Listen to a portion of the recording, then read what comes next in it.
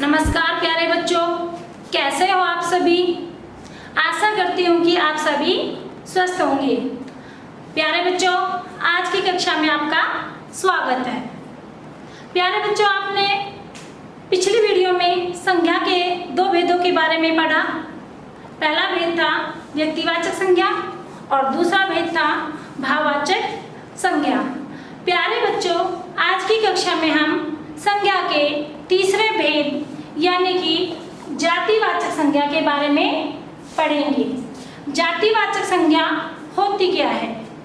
प्यारे बच्चों, जातिवाचक संज्ञा जिस संज्ञा शब्द से संपूर्ण जाति का बोध होता हो उसे हम जातिवाचक संज्ञा कहते हैं। देखते हैं एक बार इसकी परिभाषा। जो संज्ञा शब्द अपनी संपूर्ण जाति का बोध कराते हैं उन्हें जातिवाचक संज्ञा कहते हैं। यानी कि एक ही शब्द से उसकी संपूर्ण पूरी जाति का हमें ज्ञान हो जाए या हमें पता चल जाए तो उन संज्ञा शब्दों को जातिवाचक संज्ञा कहते हैं। उदाहरण देखिए, छात्र पढ़ रहे हैं, टोकरी में फल रखे हैं। प्यारे बच्चों, यहाँ पर छात्र पढ़ रहे हैं।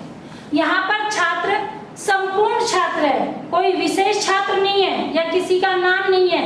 यहाँ पर संपूर्ण छात्र है, एक जाति को संबोधित कर रहे हैं। तो यहाँ पर छात्र पढ़ रहे हैं, इसमें छात्र जो शब्द है वो हमारा जातिवाचक संज्ञा शब्द है। दूसरे उदाहरण में टोकरी में फल रखे हैं, कोई विशेष फल, किसी का नाम नहीं लिया जा रहा है। यहाँ पर फल रखे हैं, ये नहीं पता कि हमें उसमें सेब रखा है, संतरा रखी है, केला रखा है या फिर अमरूद रखा है, सिर्फ फल रखे हैं। यानी कि फल जो जाति है उसका हमें बोध हो रहा है। तो प्यारे बच्चों, अभी हमने दोनों उदाहरण में यही देखा कि एक ही शब्द है, इसके अंदर छात्र है और इस उदाहरण में फल है जो अपनी संपूर्ण जाति का हमें बोध करा रहे हैं।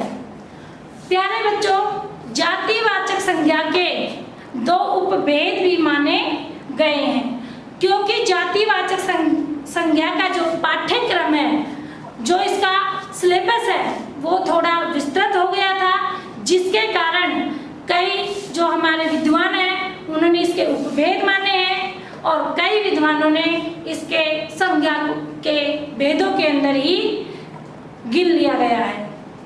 तो आइए जातिवाचक संज्ञा के उपभेद के बारे में जानेंगे। प्यारे बच्चों, जातिवाचक जो संज्ञा है उसके दो उपभेद माने गए हैं। नंबर 1 द्रव्यवाचक संज्ञा, नंबर 2 समुदायवाचक संज्ञा। इसको समूहवाचक संज्ञा भी कहते हैं।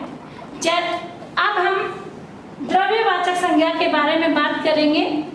द्रव्यवाचक, द्रव्य अर्थात तरल जिसे हम इंग्लिश में लिक्विड भी बोलते हैं।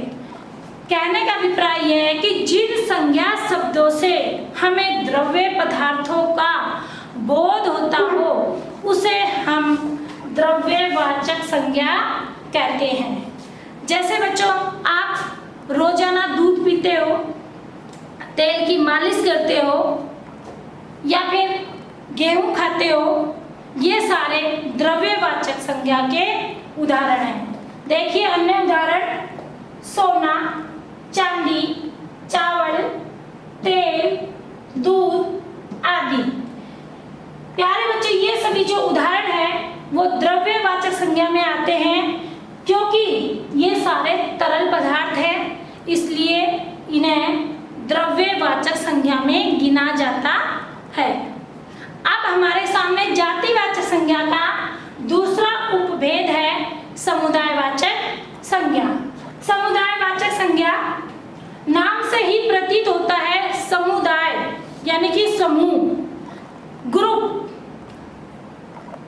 इसके अनुसार जिन संज्ञा शब्दों से हमें किसी समूह का बोध होता हो या किसी समुदाय का बोध होता हो उसे हम समुदायवाचक संज्ञा कहते हैं।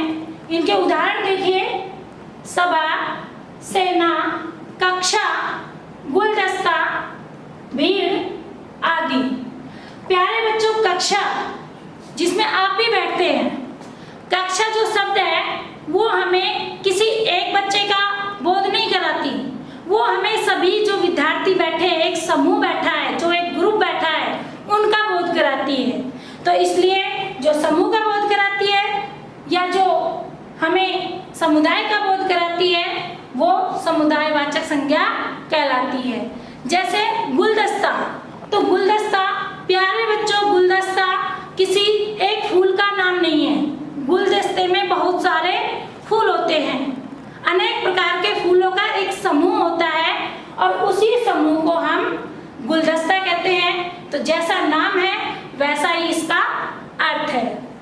प्यारे बच्चों, आज की कक्षा में हमने पढ़ा संज्ञा का जो तीसरा भेद है, जातिवाचक संज्ञा, और उसके जो दो उपभेद हैं, द्रव्यवाचक और समुदायवाचक संज्ञा के बारे में। आशा करती हूँ कि आपकी आज की कक्षा में आपके जो संज्ञा के भेद और उपभेद पढ़ाए हैं समझ में आए होंगे। प्यारे बच्चों, इस वीडियो से संबंधित जो आपकी कार्य पत्रिका और प्रक्षेपण पत्र है आपको जल्द ही मिल जाएंगे। तब तक के लिए धन्यवाद।